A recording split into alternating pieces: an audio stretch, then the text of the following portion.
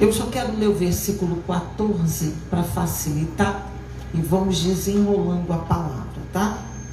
E diz assim, só 14: porque muitos são chamados, mas poucos são escolhidos.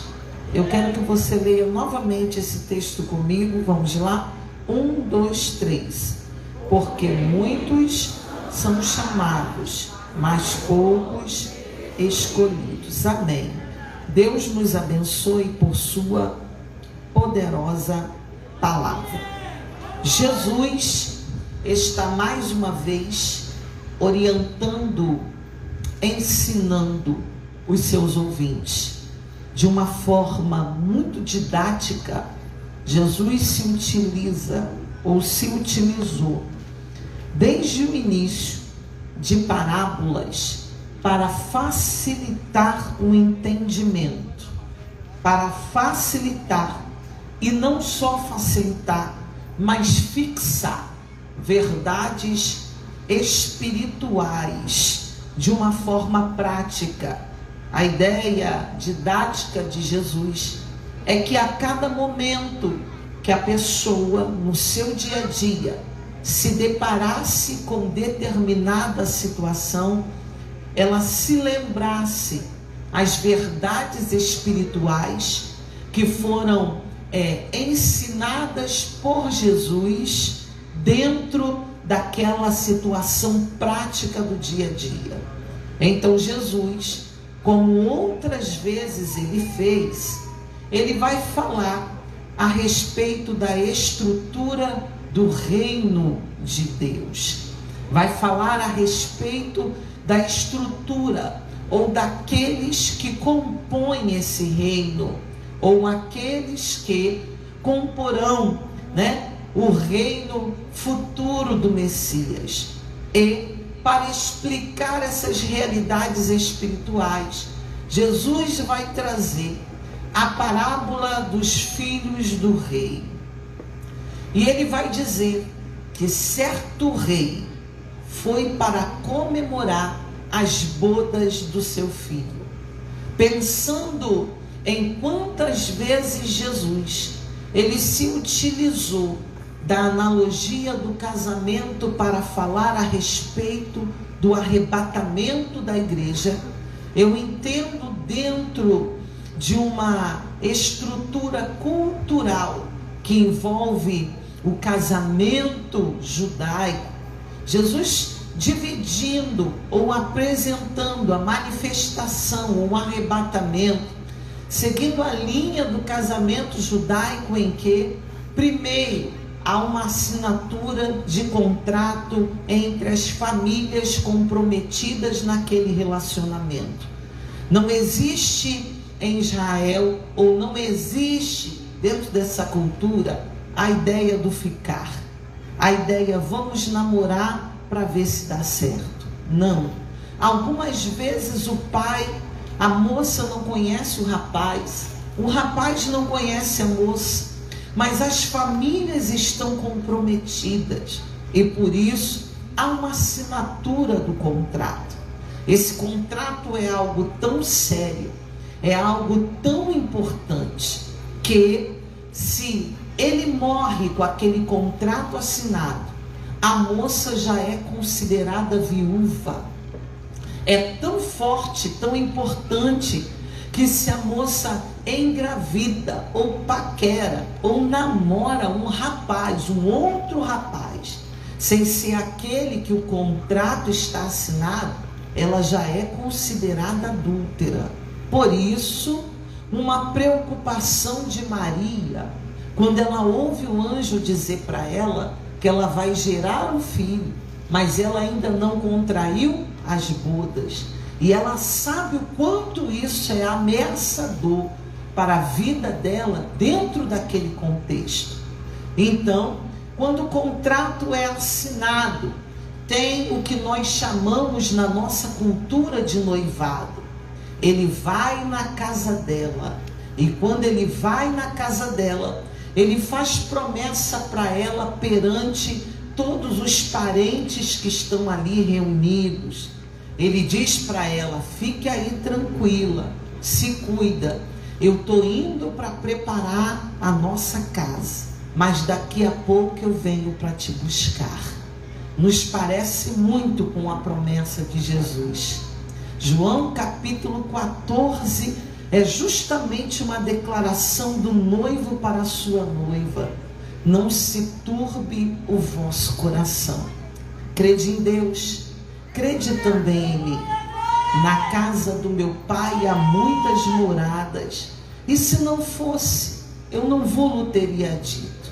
Eu vou, mas eu vou para vos preparar lugar, para que onde eu estiver, vós estejais também. A ideia é a declaração de um noivo que está dizendo para a noiva: fique quieta aí, minha filha, que eu estou indo, mas volto para te buscar. Eu estou indo preparar a casa e volto para te levar comigo. E o último momento eram as bodas, que é o que na verdade a igreja aguarda, que é quando o noivo, ele ia à casa da noiva e a buscava para poder levá-la para a casa onde eles viveriam, para a casa onde aquele casamento seria selado. Então o texto me diz que esse rei está comemorando as bodas do seu filho, preparando as bodas dessa festa.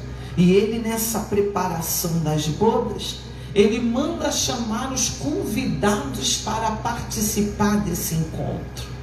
E você sabe que festa de palácio não entra plebeu. Você sabe que festa de palácio não entra qualquer um. Festa de palácio, geralmente, festa real, quem participa são as altas autoridades. Quem participa de festa em realeza são as pessoas de alto patente. Plebeu não entra. Os únicos plebeus que estão envolvidos numa festa desse nível são aqueles que estão trabalhando, aqueles que estão fazendo a festa acontecer.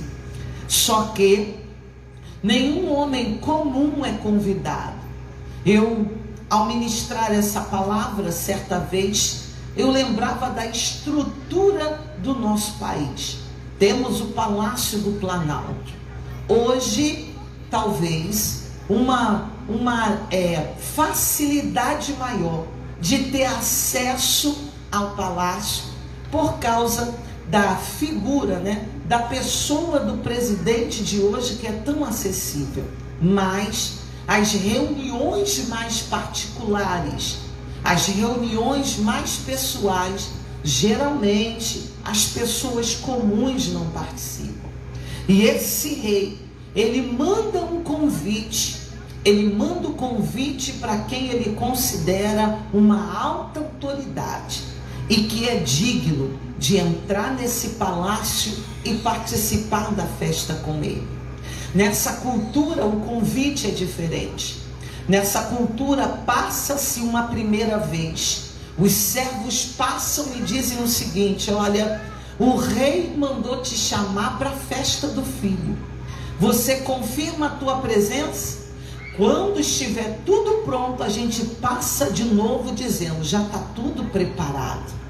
Então havia um primeiro convite, que esse convite era o anúncio da festa que aconteceria, e um segundo convite, que era o convite de confirmação.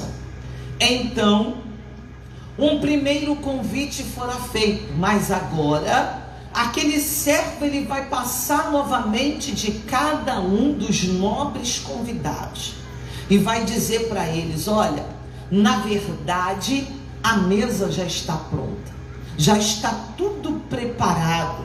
Vocês confirmam o convite, porque é hora de entrar no palácio e comemorar. Mas o texto me diz que quando esse segundo convite ele chega, aqueles que antecipadamente foram convidados, cada um começa a criar um argumento diferente para não participar da festa. no evangelho aqui de Mateus, no versículo 5 do mesmo texto. Alguns vai dizer assim: mas eles, fazendo pouco caso, seguiram seus caminhos, um para a sua fazenda, outro para seu negócio. Mas quando Lucas, no capítulo 18, 14, ele fala do mesmo texto, ele no versículo 16, ele vai dizer assim, que quando o homem, enviado pelo Senhor, vai confirmar a presença do nobre na festa, um vai dizer: olha, comprei um campo, estou ocupado demais, preocupado com esse campo, e não vou poder participar. O outro vai dizer: comprei uns bois, uma junta de bois, e eu preciso averiguar e ver a condição desses bois que eu comprei. Então avisa para o rei que eu estou ocupado com essa compra e não vou poder participar. Um terceiro, ele vai dizer o seguinte: olha, eu acabei de me casar, estou em lua de mel, eu não vou interromper a minha lua de mel para participar do convite do rei. A pergunta é, a questão desse texto é: o que passa na cabeça de uma pessoa que está sendo convidado como um nobre para entrar nas portas do palácio, e essa pessoa se recusa a aceitar o convite? A questão é: as portas do palácio serão abertas, pastor aqui, e como eu já disse no início, qualquer um não vai em festa palaciana. Mas o que passa na cabeça de uma pessoa que é convidada para participar de uma festa dentro do palácio, e essa pessoa usa argumentos para justificar a sua ausência? Aí eu preciso, dentro desse texto, perceber algumas coisas. Segundo Lucas, um estava ocupado com a terra, o outro estava ocupado com os bois, e o outro estava ocupado demais com os seus prazeres pessoais. O que é que faz alguém, aleluia, receber um convite como esse e não entrar?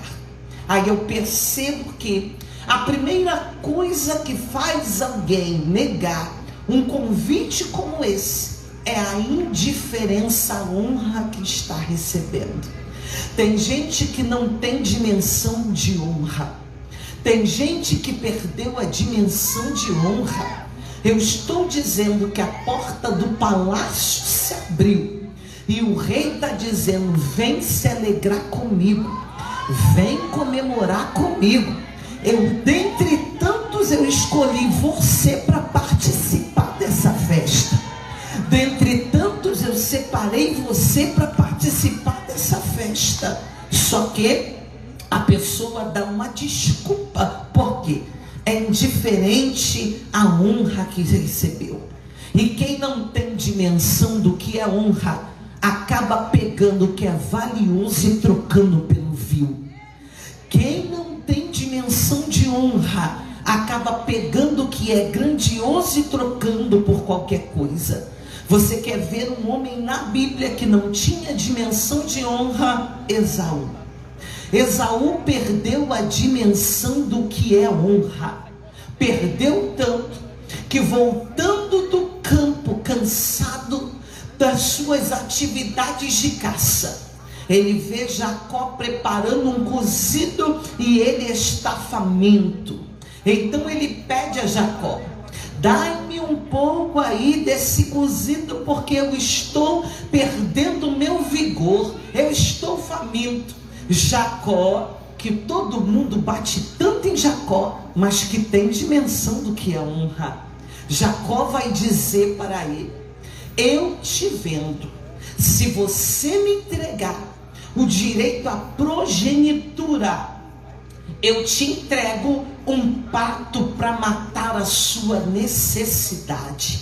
Na hora, a resposta de Esaú é: o que vai me valer Do que vai me valer direito à progenitura se eu morrer? Então faz o seguinte: deixa eu saciar a minha vontade e a minha necessidade momentânea e fica com direito à progenitura. Irmãos, você sabe o que é ter direito à progenitura? É ter o direito a receber herança dobrada, é ter o direito para ser o líder daquela clã. Ele está dizendo: eu troco isso tudo por uma necessidade de um momento, eu troco isso tudo só para saciar a minha necessidade nesse tempo. Sabe o que é isso? Gente que não tem dimensão de honra. Ô irmão, tem gente sentado numa cadeira e ainda não tem dimensão da cadeira que Deus o colocou. Tem gente que assumiu um compromisso, pastor Leandro, e ainda não tem a dimensão daquilo que foi colocado em suas mãos. Pelo amor de Deus, a primeira coisa que essa noite a gente precisa entender é voltar a dar valor, a ter dimensão daquilo que é honra. O que era mais honroso? Cuidar do campo, cuidar dos bois, celebrar, aleluia, lua de mel, ou entrar nas portas do palácio e atender o convite de um rei. Tem gente que perde a dimensão. Segundo, por que a porta do palácio se abre? Alguém é convidado e não atende a esse convite. Segundo, porque as suas prioridades estão equivocadas. A prioridade para ele não é atender o convite. A prioridade para ele é cuidar das coisas terrenas. A prioridade para ele é juntar dinheiro. A prioridade para ele é saciar os seus caprichos. A necessidade para ele é curtir o mundo, curtir a noite. A necessidade para ele é o que é material. A gente tem trocado, colocado necessidade no lugar de prioridade. Nós temos tido dificuldade. E olha que o próprio Jesus, ele disse: buscai em primeiro lugar o reino de Deus e a sua justiça, e todas estas coisas. Que todas essas coisas? Quando você lê o texto, ele está falando de comida, ele está falando de bebida, ele está falando de calçado, ele está falando das necessidades humanas, e ele está dizendo: mas priorize o reino. Quando tu pensa no reino, o dono do reino cuida das suas necessidades. Quando você prioriza o reino, o dono do reino trabalha nas suas necessidades. Prioridades erradas. E por último, desprezo pelo sacrifício. Porque o versículo 4 vai dizer que os bois e os cevados já estavam prontos. A mesa foi preparada. Quanta gente desprezando o sacrifício. O sacrifício que foi feito para você estar vivo, para você estar de pé. O sacrifício que foi feito para te, aleluia, apresentar a possibilidade de vida eterna. Quanta gente desfazendo do sacrifício. Pedro, na sua primeira carta, ele vai dizer para a igreja leitora de sua carta o seguinte: porque vocês não foram comprados, resgatados da vossa vã maneira de viver, nem com ouro nem com prata, mas vocês foram resgatados pelo precioso sangue de Jesus, como de cordeiro puro e imaculado. Olha o que ele está dizendo: olha, para que vocês vivessem a eternidade, houve um sacrifício. Esse sacrifício foi sacrifício de cruz. Esse sacrifício foi sacrifício de sangue derramado por tua vida. Oh, meu irmão, desprezo pelo sacrifício, amizade ao mundo. Tiago vai dizer que todo aquele que se faz amigo do mundo ele se constitui inimigo de Deus. Ele ainda vai dizer, aleluia, que a amizade do mundo é inimizade contra Deus. Então, essas pessoas foram convidadas, mas não quiseram entrar. Só que o rei disse assim: mas a festa vai acontecer. Diga para o teu irmão, independente do desprezo de alguém, a festa vai acontecer. Independente do desprezo de alguém, a festa vai acontecer. Independente do pouco caso de alguém, a festa vai acontecer. Independente do apoio de alguém, a festa vai acontecer. Independente da desvalorização de alguém, a festa vai acontecer. O rei está dizendo: se quem era digno não quis entrar, passa nos becos, passa nos velados, passa nas estradas e vai catando quem vocês encontrarem no caminho e dá honra para quem não merecia, porque independente do desprezo de alguém, a festa vai acontecer. E é nessa que eu entro, porque quem tinha direito rejeitou. Aí abriu-se uma oportunidade para quem não tinha direito. E foi aí que eu entrei. Não sei você, mas eu não tinha direito. Mas o Senhor, o dono da festa, aquele que está, aleluia, aquele que está preparando as bodas, quando mandou passar nos becos, nos velados, quando mandou passar pelas ruas, e ainda diz: pode trazer o coxo, pode trazer o aleijado, pode trazer o cego, pode trazer o doente, pode trazer o manco. É a porta da eternidade graciosamente se abrindo para nós. Aleluia. Diga para o teu irmão: eu nem merecia, mas ele me colocou no palácio. Eu nem merecia, mas ele me convidou para o palácio. Quem é que concorda que não merecia?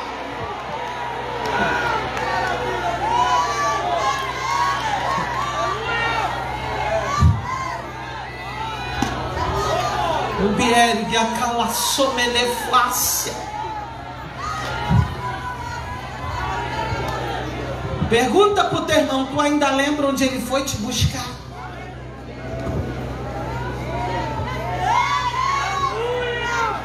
Pergunta para o outro: você ainda lembra onde ele foi te buscar? Quem tu era e quem tu é?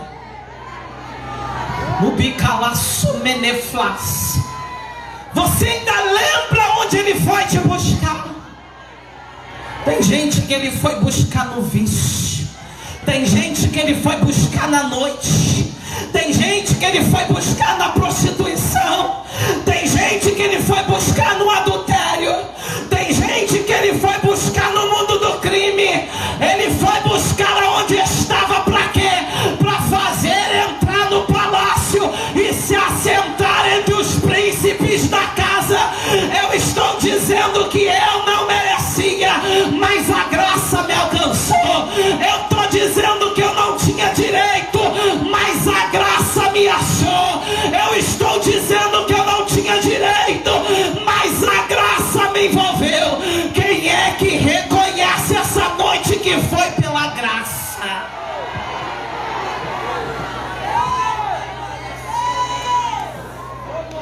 Eu vou te dar 1 minuto para você lembrar.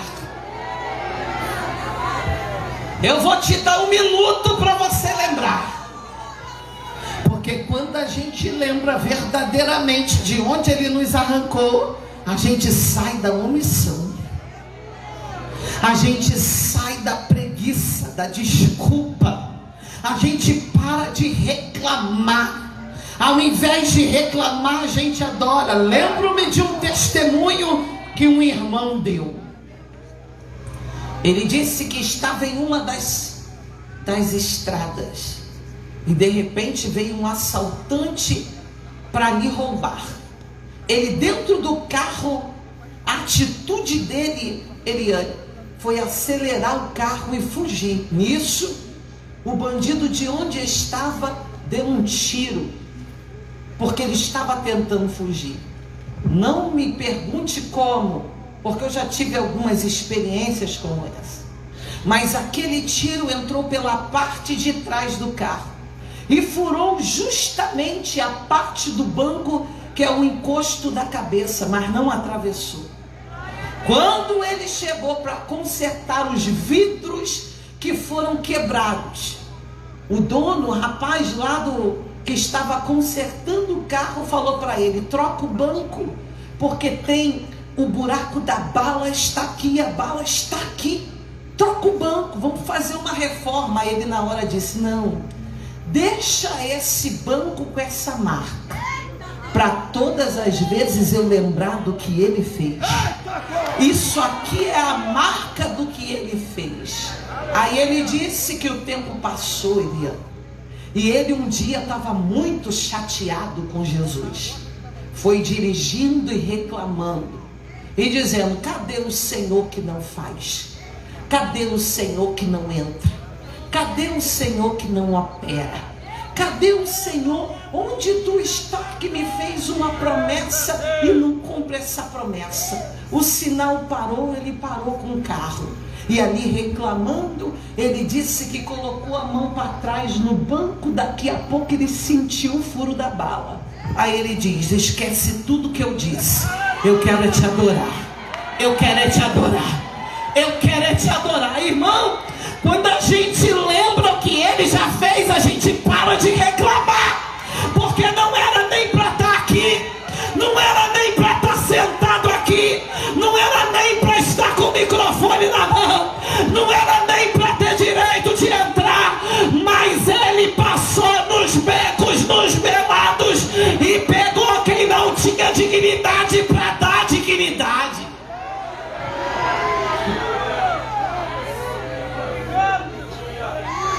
Você ainda lembra? Às vezes a gente esquece. Estamos tão ocupados com as coisas dessa vida que a gente esquece para o que nós fomos chamados, de onde nós fomos arrancados e qual é o propósito dele para nos conduzir. Tem gente largando Jesus porque o carro quebrou. Tem gente largando Jesus porque a porta fechou. Tem gente largando Jesus porque a empresa faliu. Tem gente largando Jesus porque o marido abandonou. Tem gente largando Jesus porque não vê o cumprimento de algumas coisas na sua vida. Esqueceu que não era nada, mas que a bondosa graça foi te buscar onde você estava e te colocou aqui. Por bondade ele te trouxe para a sua presença. É graça. É graça. Foi graça. Tem sido graça. E o texto diz então que a festa se encheu de convidados. Ali tinha de tudo. Igreja. Ali tinha de tudo. E toda festa, o dono da festa passa, o anfitrião passa. É por isso que a gente fica dizendo: fica ligado na festa, fica atento à festa, fica ligado na palavra, fica ligado na adoração. Por quê? Porque toda festa o anfitrião passa. Tem alguém que está dizendo: já passou aqui. Tem alguém que está dizendo: aqui também já passou. O outro está dizendo: por aqui também já passou. Eu senti, falou comigo, passou por aqui. Já passou aí? Passou mais aonde? Onde mais passou? Já cumprimentou? Já agradeceu? Já adorou? Porque toda festa ele passa. E ele não passa para reparar, ele passa para cumprimentar. ele passa para dizer: obrigado por ter vindo, obrigado por ter aceito o convite, obrigada por ter vindo comemorar e adorar comigo, obrigada. Toda festa ele passa, e nessa ele passou, e quando ele passa cumprimentando os convidados, ele encontra um louco, um doido, um desmiolado. Por quê? Porque quando ele passa, ele vê alguém, o texto diz, que não trajava veste nupcial. Que coisa! Não tinha nem direito de entrar. Entrou, mas não anda à altura daquilo que foi liberado para a sua vida. Não tinha direito de entrar. O cara é doido, porque não merecia estar lá. Entrou, e depois que entra, quer continuar com o mesmo estilo de vida do beco. Quer continuar se vestindo como se vestia no beco, falando como falava no beco, se relacionando como se relacionava no beco. Não tinha direito, meu irmão, irmão.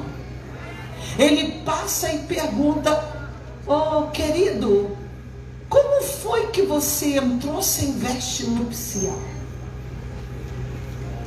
Como é que tu participa de um ambiente como esse e não se adequou a esse ambiente? O texto diz que simplesmente aquele homem se calou, não tinha o que responder.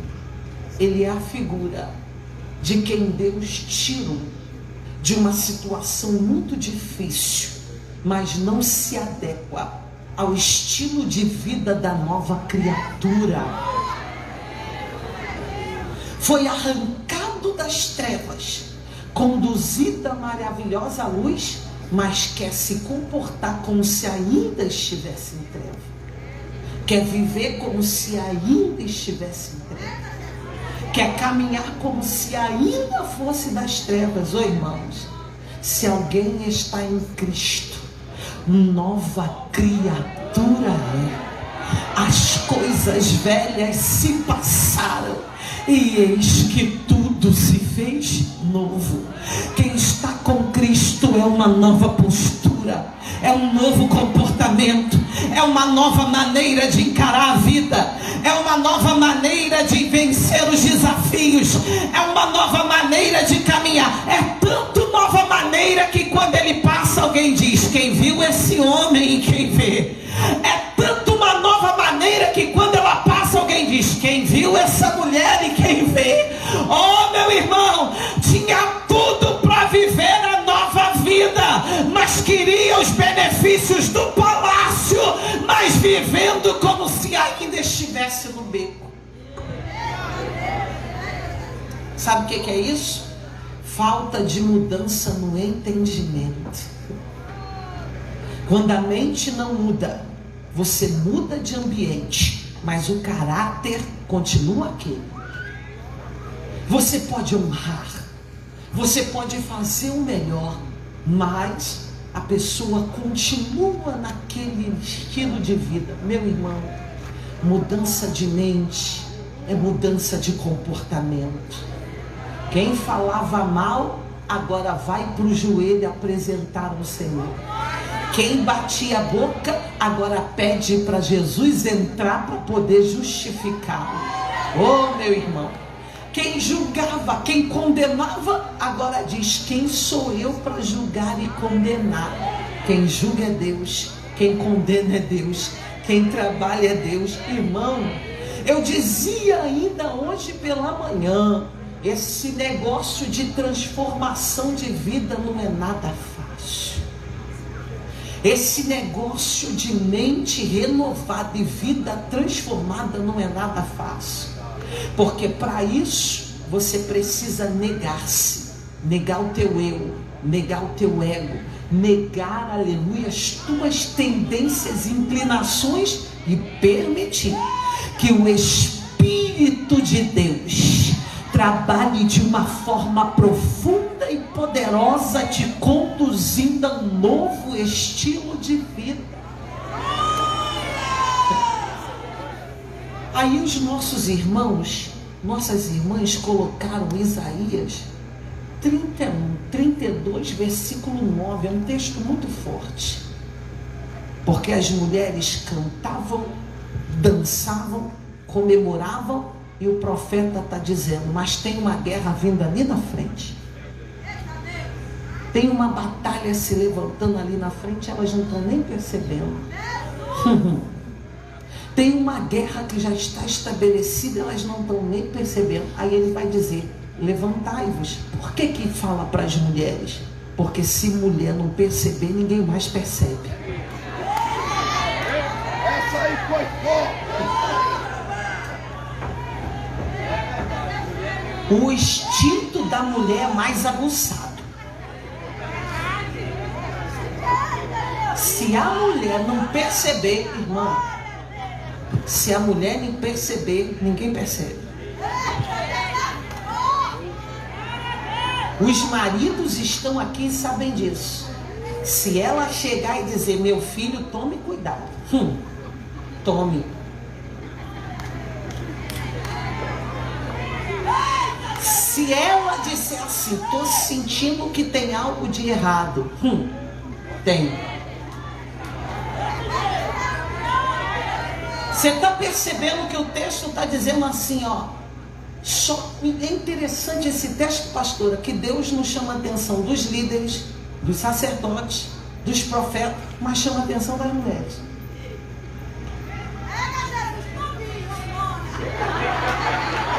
Vou levar essa comigo, hein? Por que a mulher? Capacidade de discernimento, mas também capacidade de fazer o outro se distrair.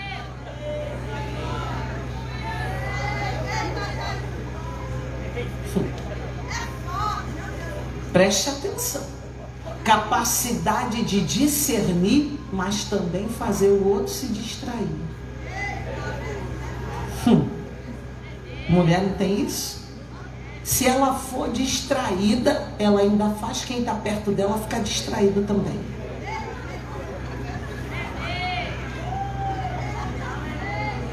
Se ela andar, ó, ela ainda faz quem tu dá seguir. Porque mulher é influenciadora. Aí Deus está dizendo, levantai-vos. Vocês estão dançando, cantando, mas estão sem discernimento. Tem uma guerra que já está instituída. E sabe quem pode acordar o restante que está em volta? Vocês. Sabe quem tem a capacidade de despertar quem está em volta? Vocês. Ô irmão, se quem era para dar lugar e deixar Deus direcionar as coisas, está com a mente ocupada nas coisas da terra, e a casa caiu. É a mudança do entendimento. Não, peraí. Eu não pertenço mais a esse estilo de vida. Eu sou palaciana. Meu estilo de vida é palaciano. Eu caminho envolvida com as coisas do rei. É por isso que eu não fico enganada. É por isso que a mentira contra mim não prevalece. É por isso que o diabo não arma laço na minha frente sem que eu veja esse laço. Por quê? Porque a minha mente, a minha vida está totalmente envolvida com Deus.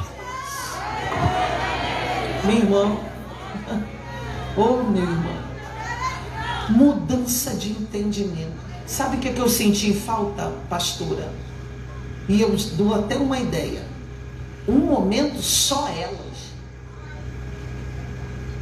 Que a gente vai tratar de cada coisa. Na próxima. Eles não vão entrar, né, Eliane?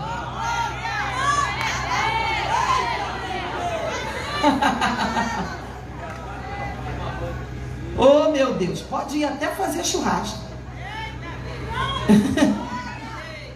Mudança no entendimento. Ou você não é mais uma no meio de uma multidão. Se comporte à altura daquilo que Deus fez na sua vida. Diga para o teu irmão: se comporte à altura daquilo que Ele fez na sua vida. Se adequa à grandeza daquilo que Ele fez na tua vida. A graça te alcançou, viva essa graça, caminhe nessa graça, resolva os teus problemas dentro dessa graça, com a autoridade que essa graça te concedeu. Aleluia, trabalhe debaixo dessa graça, adore debaixo dessa graça. Só que ele vai dizer o seguinte: ele passou e tinha um lá que não estava trajado de veste nupcial. E que ele disse: já teve muita oportunidade, meu filho, tu sabe que não era nem para tu estar aqui. Chegou e quer andar de qualquer jeito, quer ficar de qualquer jeito. Tira ele e lança nas trevas exteriores, porque ali haverá choro e ranger de dente. Irmão, é muito sério. Porque Deus está dizendo: tem gente que está jogando a oportunidade que recebeu fora. Tem gente jogando a oportunidade que recebeu fora.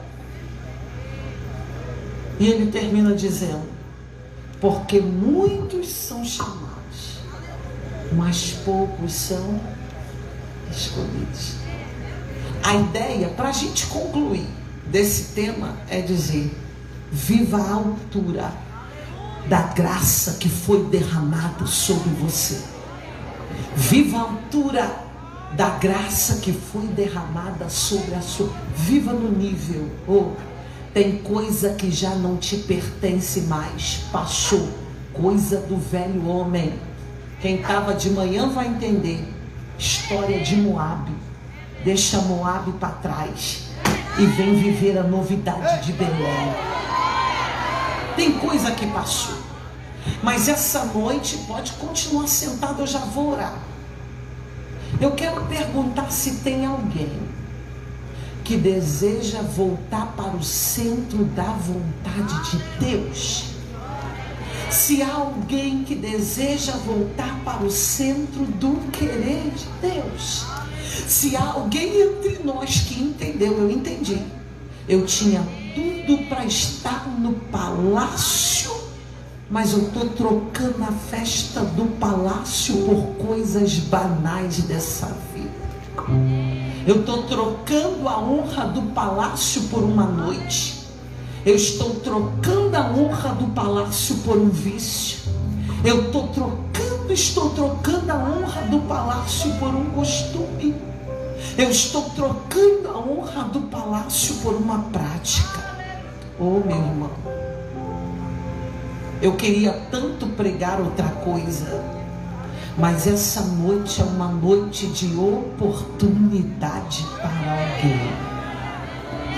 E por uma alma, Deus muda o nosso roteiro.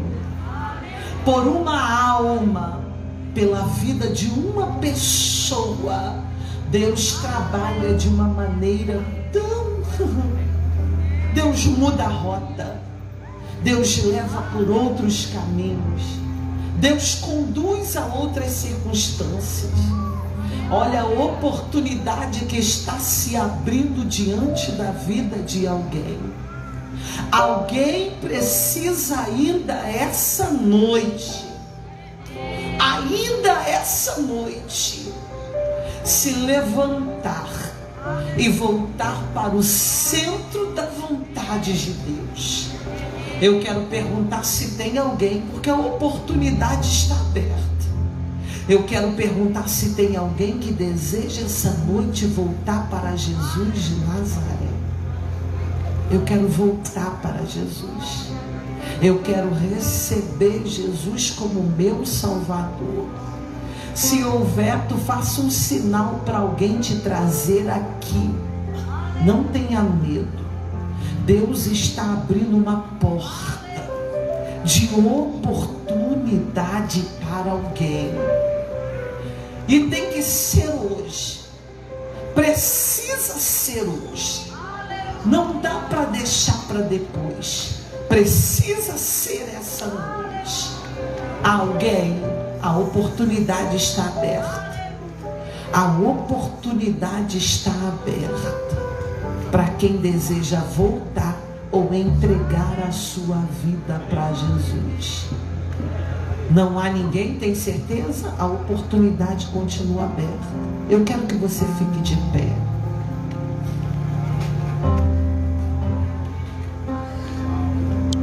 Não esqueça, uma oportunidade foi dada essa noite para você. Viver o sobrenatural, viver além do natural, viver os propósitos de Deus. Uma oportunidade se abre para você essa noite, porque Deus está dizendo: ainda dá para mudar, ainda dá para viver um estilo de vida de acordo com o querer de Deus para a sua história. A oportunidade está aberta e eu vou orar. Decisões são muito pessoais. Você imagina Deus realizar um congresso